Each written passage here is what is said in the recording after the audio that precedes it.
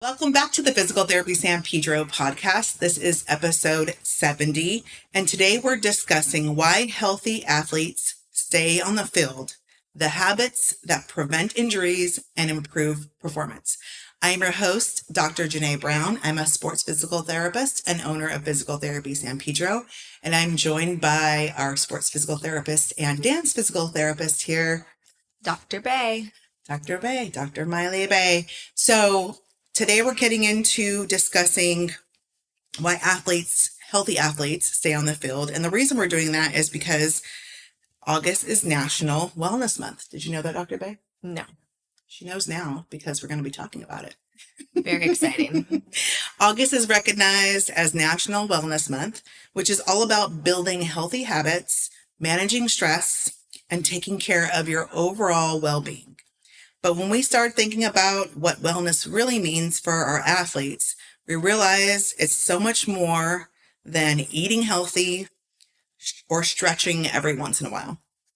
For athletes, wellness is really the foundation of performance. The healthiest athletes are often the ones who perform the most consistently because they're able to stay on the field, recover well, and continue training throughout the season. August also marks the start of fall sports, with athletes returning to preseason practices, conditioning, and competition. It's the perfect time for us to talk about what actually keeps athletes healthy, not just for one game, but throughout their entire season. As physical therapists, we usually meet athletes when they've already been injured. But one of our biggest goals here at Physical Therapy San Pedro is helping athletes avoid those injuries in the first place. Today, we're sharing habits, recovery strategies, and training principles that can help athletes stay healthy, perform at their best, and enjoy their sport for years to come. So, our goal this episode is to help athletes, parents, and coaches understand that wellness isn't just about feeling good. It's one of the biggest predictors of performance, injury prevention, and longevity in sports. So we're going to dive in. Our first discussion point together is going to be about the best ability is availability. So if you're not available, then you can't play, right? I think one thing that we hear all the time from athletes is, I just want to get faster, or I just want to make varsity, or I just want to get recruited. But the reality is none of those things really happen if you're constantly injured. Dr. Bay, what does staying on the field actually mean? Well, for me, it's not just about avoiding injury. It's really about having the health to perform at the highest level, not just show up and participate in pain, but you want to be able to practice consistently, compete consistently, make sure you're continuing to improve in your craft throughout the season, and being able to prioritize your recovery. We can technically be playing, but if we're not feeling good while we're playing, what's the point? That's right. Gotta feel good. Yep. When you think about the healthiest athletes that you work with, what really stands out to you? Well, the healthiest ones are the ones that come up and communicate with me. They tell me when something is beginning to develop, and then we make a plan to address it right away. Usually when I see them the following month, this could be like in my dance strength and conditioning class, I check back in with them and it's resolved because they took immediate action. Yeah, I think that healthy athletes don't ignore small problems. Like, we have a lot of them that are recurrent, like patients of ours that have seen us for different injuries. But like when their shoulder starts to bother them or they start to have some ankle pain, right away they're like, I'm going to get some help because I know if I don't get help right now, it'll get worse. So being able to acknowledge that I'm going to need some help right now, I don't want to ignore this, super important. Anything else you can think of for you? Just listening to what their body tells them, what our body tells us in the forms of, oh, I'm starting to feel really tight in my hamstrings, or, oh, my ankle's starting to pinch. These are all signs that our body is telling us we need to back up and take a look at what's going on and maybe change some programming or prioritize recovery more. Yeah, absolutely. So the question is, why is health one of the biggest competitive advantages? One thing parents sometimes overlook is that talent isn't enough. It's just not enough for your kid to be really good at a sport, right? The athlete that practices 300 times a year is going to improve way more than the athlete that practices 180 days of that year because they're constantly injured. Every missed practice that an athlete, doesn't show up for means fewer reps, less confidence. They slow their development and their training skills, and they have fewer opportunities to earn playing time. Health compounds just like training does. So it's really important for our athletes to be healthy so that they can, be at their best. Dr. Bay, do you think that people underestimate how much consistency affects performance? Yes, all the time. If you're not present, you can't progress. Yeah, gotta be there. Show up, right? That's what we tell our patients too. Show up. Can't get you better if you're not here. What about injuries being inevitable? Do you think that all injuries are inevitable? No, of course not. It's crazy talk. I mean, there are some situations that can't be avoided, like, for example, contact injuries. So that would be, if we think of our football tackles and soccer, they're both going for the same ball. They're colliding all the time. We see lots of broken bones or different injuries from contact sports. Those, I don't think they're trying to hurt each other, but it inevitably can happen. Yeah. But we do have lots of injuries that can be prevented. And I see a lot of those as a dance physical therapist because luckily dance is not a contact sport. Everything is pre-planned, but even then, sometimes things happen mistakenly. You lose your place in the choreography, or there's just our overuse syndromes, building up things too quickly. Our body's growing, the stresses are changing. So you might experience non-contact injuries that cannot be avoided. Those can be avoided, my mistake. And those are things like tendinopathy, stress fractures, muscle sprains, muscle strains, ankle or ligament sprains, ACL injuries from change of direction and cutting, and shoulder overuse. Those are some very common ones that could be avoided. Yeah, absolutely. And many of these things that you said are influenced by how athletes prepare, right? Do they recover and do they manage their workload? So training or injuries are definitely not inevitable. Like we have the opportunity to avoid injuries that, like Dr. Bay said, are non-contact injuries by doing some of the right things. We're going to talk about that soon. What do you think, like if you were to say percentage, what percentage of injuries do you think actual athletes actually have control over? I have no idea. But like I said, as a dance specialist, I'm not working with a lot of contact injuries. When I see the other sports, of course, that's really prevalent. But in my dance population, they're more non-contact, or especially in my adolescent athletes, I see growth spurts correlating a lot at the time. So I don't know, 50-50, something like that. Yeah. I mean, I think when you think about contact sports, like not every game is someone being injured. Not every practice is someone being injured, Thank which goodness. means, yeah. So that's like the traumatic injury, right?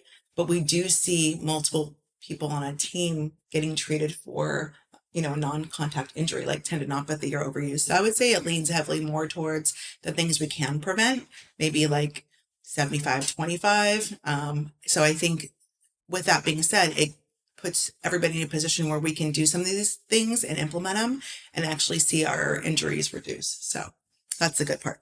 Yeah. All right. Well, let's talk about why athletes get hurt. I don't think athletes usually wake up one day and say, I'm going to get injured today, or they just wake up one day and they're suddenly injured, right?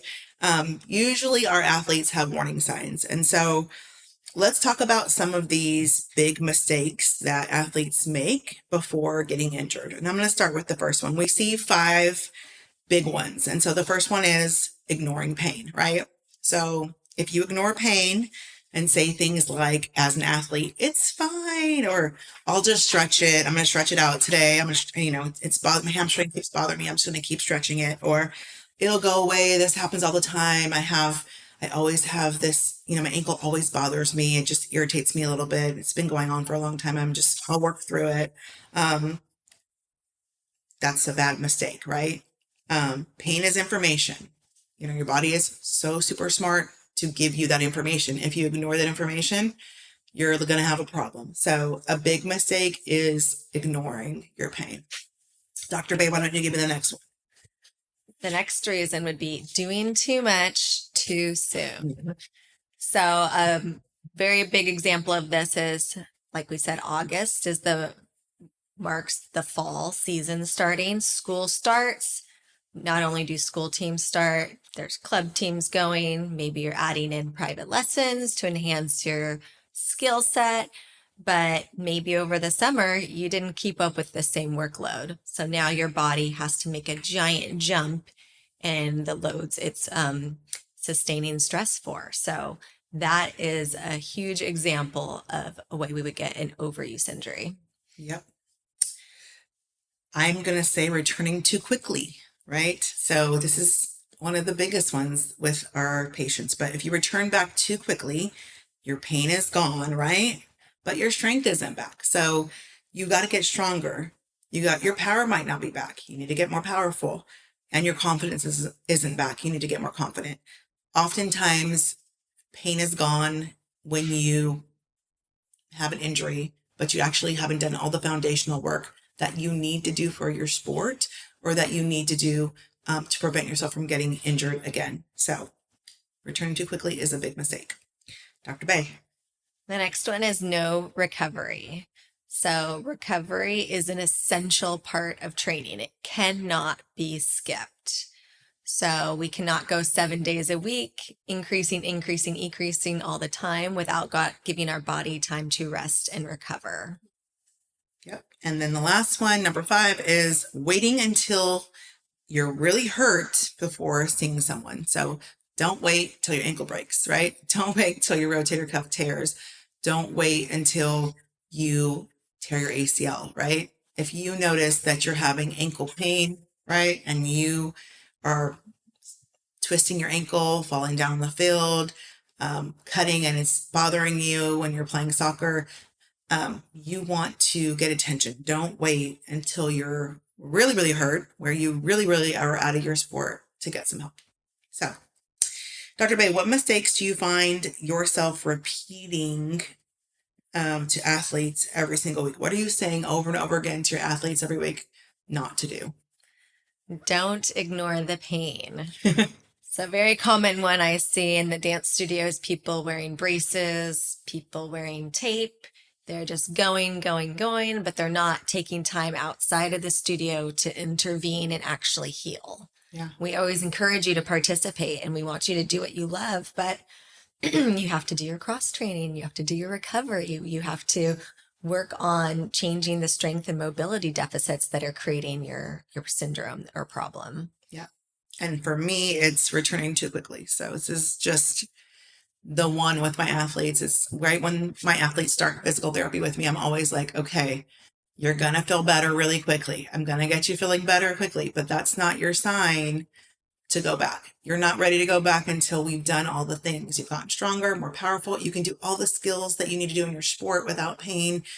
Lift all the weight you have to lift in training if you're, say, a football player or you play a sport that requires you to be really strong, or you can just do every skill that you need to be able to do to go back. So it's a big one, and it's the one that keeps my patients coming back over and over again. If they return back too quickly, we're just going to see you back in our office again and go back through the whole motion of it all over again. So, Dr. Bay, what trends are you seeing in youth sports that have changed dramatically? Well, a big one is early specialization. What that means is that instead of continuing to keep variety in your life, you've chosen one thing to focus on from a very young age. So remind me, is it like high school is when we're encouraged to specialize in a healthy way? Yes. And anything before high school is considered early specialization. And that definitely can lead to a lack of development in certain areas for the athlete and then predispose them to these injuries that we've been discussing. Another thing is that competition is now year round. There's no breaks anymore.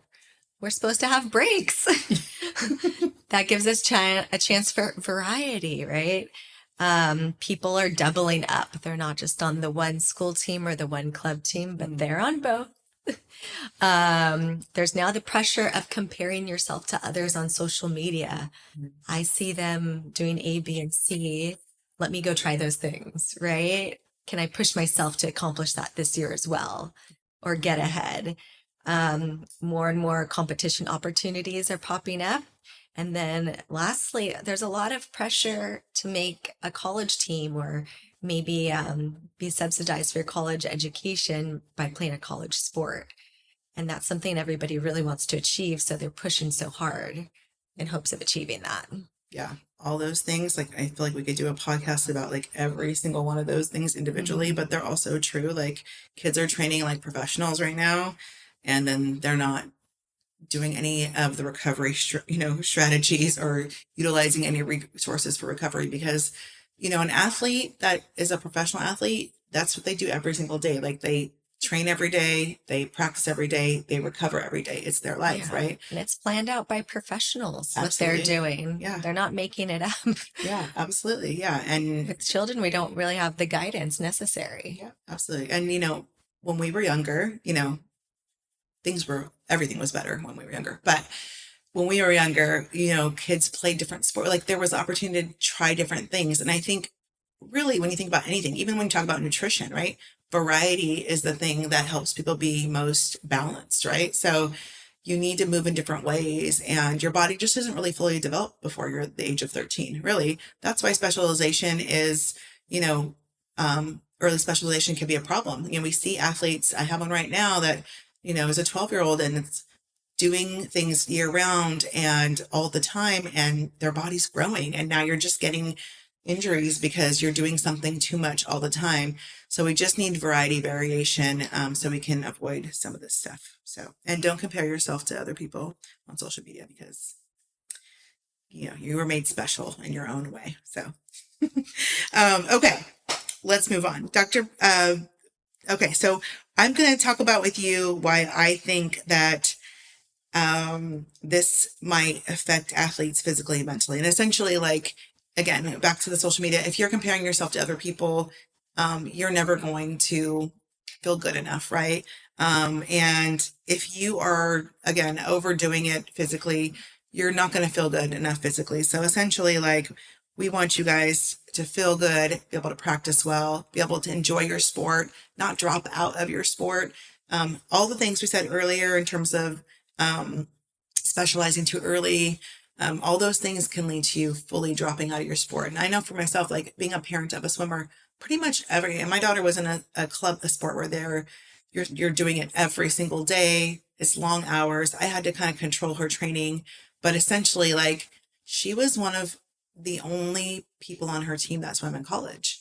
Every single person almost didn't swim ever again because they have the burnout, right? So it's just really important that you're controlling some of these things. So, all right, we're going to go into our last segment, which is giving you guys the goods. Okay, so we're going to go into 3 habits that we think keep athletes healthy. Dr. Bay, do you want to start us off on the first one? Yes, it's very exciting because it's completely free and everyone can do it. And I love it. Yes, it's sleep. I'm going to keep getting better at prioritizing sleep. It's one of my big goals. Okay, so during sleep is so important because this is the time when our body can repair its tissues. We can rebuild muscle, restore energy, our learning improves, and our reaction time improves. But, like, I'm guilty of this as well. We usually sacrifice sleep first. So, yep. And what do we think that, happens when the athletes don't get enough sleep? I mean, I think for me, what I see with athletes is I think they're grumpier, they're more irritable, they're not happy. They are sluggish maybe in their practices, or and I don't think they train as well. You know, I mean, they're not at their best when they're coming to practice or showing up for training or showing up for competitions. Yeah. Definitely, yeah. I would say a lack of recovery, a lack of energy, and a lack of focus and memory is what I see a lot. Yeah. Okay. Habit 2, something you can implement: strength training. We love strength training at Physical Therapy San Pedro. I think people still think strength training is about getting bigger, right? It's not about getting bigger. It's really about creating a body that's prepared for the demands of sport, right? So stronger athletes generally can tolerate more training. They can absorb force better. They can produce more force. And we can reduce injury risk from getting stronger and strength training. Dr. Bay, what role does movement quality play alongside strength? So, So it's not just doing your bicep curls right. or your squats. It's about applying those to the skills of the sport, right? So a big one that I'm teaching a lot of my ACL patients is to become less quad dominant. So we strength train their posterior chain, right? But then we're teaching them how to use that in power movements and in change of direction movements. And then we see a lot safer transitions for deceleration or cutting. Yeah, absolutely. A lot of times we'll see athletes that come in and they have had like a mild ankle sprain, or like just a mild, maybe like ligament strain in their knee, like MCL strain. And it's so mild that like they don't have pain with any movements that we have them do. But when we have them jump or try to hop or like land or run or cut, we see all these deficits. And it's like, you're probably having pain, or you're like, because you're not moving well. And so you're creating bad forces in your knee or your ankle and your hip. And all we really need to do is teach you how to move better and move the right way. And we can reduce your incidence of, having an injury. So, and that's really what strength training and movement training is all about, is really teaching you how to get strong, but also the quality of your movement, how stable you are. Stability gets ignored. Can you stand on one leg and touch the ground? Like most athletes cannot do that without losing their balance, which is crazy because that's just stability in your leg, right? So simple things can be trained and we can help our athletes. Okay. Habit number 3 that you can start to implement, Dr. Bay. That would be recovery. So recovery is huge in our industry right now. There's a lot of buzz on that, and it's based on gadgets like recovery boots, cold plunges, and massage guns. And while those are fine, there's some kind of just standards that we can all implement without having to purchase a gadget. So that would be, as discussed earlier, sleep, a balanced diet, so healthy nutrition, staying hydrated, prioritizing your sleep, rest, recovery time, and having smart programming in your training. Yeah. The basics matter, right? And to be honest, everything we just mentioned is free, right? Sleep's free. Strength training is free, and recovery is free. But if you struggle with one of those things, then you need to get help, right? So if you don't know how to strength train, you might need to get some help and pay for someone to help you do that, and find a place that can help you as an athlete strength train. If you're not sleeping well, we need to figure out why. Why aren't you sleeping well? I mean, could be simple, like put your phone down, turn it off, get it away from you, and go to bed, at a certain time, set an alarm. It could be, that you have some sort of reason you're not sleeping well, you need some help. So some of these things are definitely things you can just implement, and some of them you might find that you need some help with so you can be a better athlete. So if you were to decide, Dr. Bay, where an athlete should spend some of their time and money on recovery, what would you do? What would you recommend? What's the most important one here to you? Well, in terms of kind of like an active recovery day, so like a rest day, I really like prioritizing tissue work. That could be done yourself with, foam roller, massage ball, and mobility and flexibility work. I feel like that gets overlooked a lot and is a big precursor to a lot of the injuries that we see. And that's in like the recovery area. So taking the time to do some small things, right, to make your body feel good, essentially is what you're saying. Yeah. Yeah. I would say sleep. Like, if you know me, I do not mess with my sleep. Like, I go to bed when my alarm goes off. I'm going to bed. I'm getting 7.5 to 8 hours sleep. If I could have a party at my house, fully stuff everywhere, people everywhere, and I'll walk away and be like, I'm going to bed, because I'm not a happy person when I don't sleep well. So I recommend sleeping. And I think that if we sleep well, we'll all feel a little better and I'll be a little happier. So get some sleep. That's my recommendation of that. With those habits, implementing good sleep, it works. So, all right. Well, I think one of the biggest myths in sports is that the hardest working athletes always succeed. And I actually agree. I actually argue that the healthiest athlete has the greatest opportunity to succeed, because they're the athlete who keeps showing up, keeps practicing, keeps improving, keeps competing. And talent matters and hard work matters, but none of it matters if you aren't actually healthy enough to be available. So that's really what athlete wellness is all about. Being healthy enough to be available so you can keep playing and keep participating with your teams or your groups, or if you're an individual athlete and you do it on your own. So I think that's it. Do you have anything to add to that, Dr. Bay? Anything you want to close with? No, that was great. Okay. All right. Well, if you're an athlete, parent, or coach, we'd love to hear from you. What habit has made the biggest difference in your performance or recovery? Leave us a comment below. Subscribe to the PTSP podcast. And if you're dealing with an injury and you want to improve your performance, we're here to help. We are located in San Pedro, Physical Therapy San Pedro, and we see patients and clients in our center. We do physical therapy, sports physical therapy. We do strength and conditioning here. We have a strength and conditioning coach. We do some personal training. We have classes here as well. So we would love to help you. You can contact us and we can see you in person, or we also do telehealth. So if you're in another part of the world, we can advise you there. We can get into the gym with you there. You can set up your camera. We can see what you're doing and we can advise you and make sure that you're doing the things that you need to do if you need some injury help or performance help.